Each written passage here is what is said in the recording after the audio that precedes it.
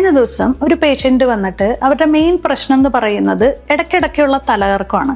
അവരുടെ കയ്യിലേക്ക് ഭയങ്കരമായ പെരുപ്പ്, അതുപോലെ തന്നെ മരവിപ്പ്, വേദന, ഒരു സൈഡിലായിട്ട് ഒരുള്ള ഹെഡ് ഏക്ക്, അതുപോലെ തന്നെ ഈ ചെവിയുടെ വശത്തുനിന്ന് ഇങ്ങോട്ടൊക്കെ ഉള്ള ഒരു മരവിപ്പ്, അത് ചുണ്ടിൻ്റെ സൈഡിലേക്കൊക്കെ ഉള്ള ഒരു മരവിപ്പ്, ഇങ്ങനെയുള്ള പ്രശ്നങ്ങൾ വന്ന ആൾ വളരെ പേടിച്ചിട്ടാണ്. ഒത്തിരി ടെസ്റ്റുകൾ ചെയ്തു, അവർക്ക് അത് ബ്ലഡ് ടെസ്റ്റ് ചെയ്തതിലൊന്നും അവർക്കൊരു കാര്യവും മനസ്സിലായില്ല, വേറെ പ്രശ്നങ്ങളൊന്നുമില്ല.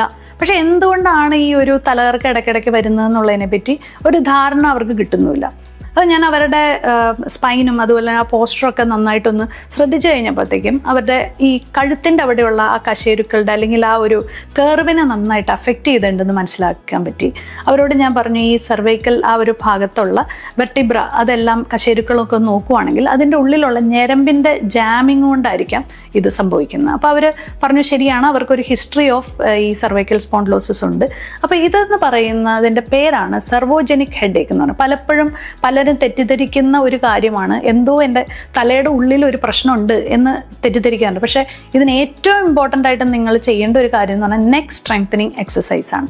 നമ്മളുടെ കഴുത്തിൻ്റെ മസിൽസിനെയും അതുപോലെ ഷോൾഡർ മസിൽസിനെയൊക്കെ ദൃഢപ്പെടുത്തുക എന്നുള്ളതാണ് നമുക്ക് ഇതിനകത്ത് പ്രധാനമായിട്ടുള്ള സൊല്യൂഷൻ എന്ന് പറയുന്നത്. അല്ലാതെ നമ്മൾ ആ ഒരു ഞരമ്പിൻ്റെ ജാമിങ്ങിനെ നമുക്ക് വേറെ ഒന്നും ചെയ്യാൻ പറ്റില്ല. അത് കൂടാതെ വൈറ്റമിൻ ഡിയും വൈറ്റമിൻ B12 ഒക്കെ സഫിഷ്യൻ്റ് ആണോ എന്ന് കൂടി നിങ്ങളൊന്ന് ചെക്ക് ചെയ്ത് നോക്കുക.